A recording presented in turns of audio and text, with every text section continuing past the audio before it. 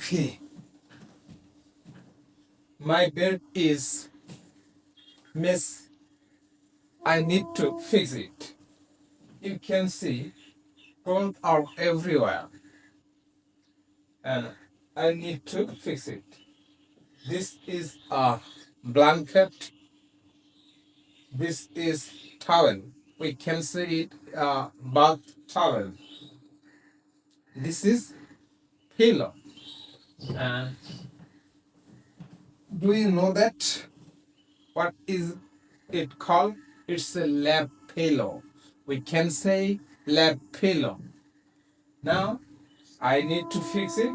Now I'm removing towel, blanket, pillow, blanket, pillow. So learn English practically.